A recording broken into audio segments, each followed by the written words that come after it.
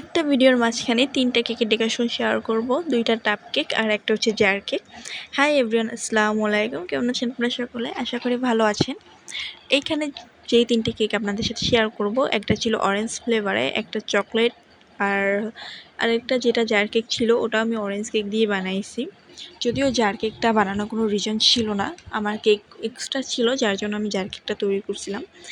আর ওইখানে যে আপনার যে হাফ পাউন্ডের যে কেকটা ছিল, সো ওইখানে চকলেট আর অরেঞ্জ মিক্স ছিল, নিচে পুরোটাই চকলেট ছিল আর উপরে 2টা লেয়ার ছিল অরেঞ্জ কালারে, একটা লেয়ার ছিল আর পাশ থেকে একটু লেগে গেছিলো।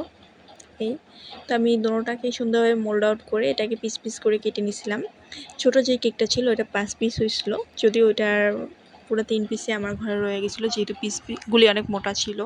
পিসগুলি মোটা থাকার কারণে বক্সে 2 পিস দেওয়ার পরেই বক্স পুরা মানে ওটার উপরে যদি আমি কোনো কিছু ডেকোরেশন দিই বা চকলেট গানায় যে সেই তো চকলেট ক্রাম করে দেই, মানে কুচি কুচি করে দেই, সেই ক্ষেত্রে হয় কি মানে একদম মুখে লেগে যাবে, যার জন্য ওই 2টাই দিছি আমি লেয়ার। আর এক্সট্রা যেটা ছিল ওটা বাসায় খাইছি, কারণ আমি সবসময় কেক বানাতে গেলে আমি কিছুটা পরিমাণ চেষ্টা করি যে আমি এক্সট্রা কিছু বানায় রাখি বাসার জন্য। আমার কেক পার্সোনালি অনেক ভালো লাগে, যার জন্য এটা করি। তাই কোনোটাকে সুন্দরভাবে কেটে আমি ফার্স্টেই যে অরেঞ্জ যে কেকটা ছিল টাপ কেক, ওটা ছিল 1000 মানে 1 কেজি একটা বক্স ছিল, তো ওই কেকটা রেডি করতেছিলাম। অরেঞ্জ কেকটা কালারটা কমের জন্য একটু কেমন জানি লাগতেছিল, যদিও আমার ফার্স্টে এটা একটু খেয়াল ছিল না। ওই দিন আমি একসাথে 4টা কেক বানাইছিলাম, মানে টাপ কেক 2টা, জার কেক একটা, ইভেন হাফ পাউন্ডের আরেকটা কেক বানাইছিলাম যেটা বাটারফ্লাই। সো পিকচারে আমি দিয়ে দিব, ইভেন এটার সব পিকচার রিলস ভিডিওগুলো আপলোড করা হয়েছে, জাস্ট এই ভিডিওটাই বাকি ছিল। আমি 1 কেজি যে টাবটা রেডি করছি অরেঞ্জ ফ্লেভারে, ওইখানে আমি প্রতিটা লেয়ারে সুগার এবং হুইট ক্রিম দিয়ে কাভার করে দেওয়ার পর উপরে একটা ভালো ফিনিশিং দিয়ে আমি ওইখানে এটাকে ফ্রিজে সেট হতে দিচ্ছি, যাতে ওইটার উপরে আমি অরেঞ্জের একটা মানে লেয়ার দিব। অরেঞ্জ কেকগুলি যেরকম থাকে মানে বেকারি স্টাইলে, ওইরকমভাবে একটা গানাশ দিব, যার জন্য আমি ওইটাকে সেট হতে দিচ্ছি কিছুক্ষণ ফ্রিজে। আর এখানে আমি জার কেকটা রেডি করতেছিলাম। যেহেতু 1 পাউন্ডের যে কেকটা ছিল অরেঞ্জ কেকটাকে আমি 3টা স্লাইস করছি, 2টা স্লাইস আমি 1000 মিলি যে বক্সটা ছিল ওইখানে ইউজ করছি। আর একটা যে লেয়ার ছিল ওটাকে আমি জার কেক বানাই নিছি ওটা দিয়ে।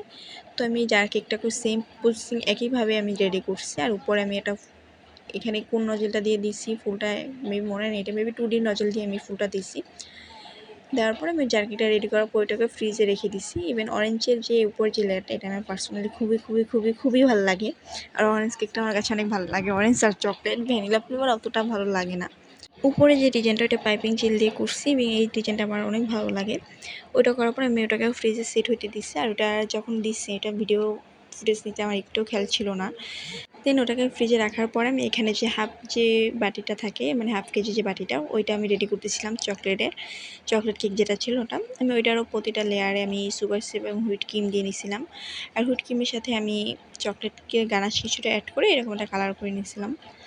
আর উপরে আমি চকলেটের একটা লেয়ার করে নিয়েছিলাম সুন্দর করে। যদিও এটা যদি আমি ফ্রিজে উপরে যে ক্রিমটা দিয়েছি ওটা দেওয়ার পর আমি কিছুক্ষণ ফ্রিজে সেট করে যদি চকলেটের লেয়ারটা দিতাম তাহলে আর বেশি সুন্দর লাগতো ডিজাইনটা।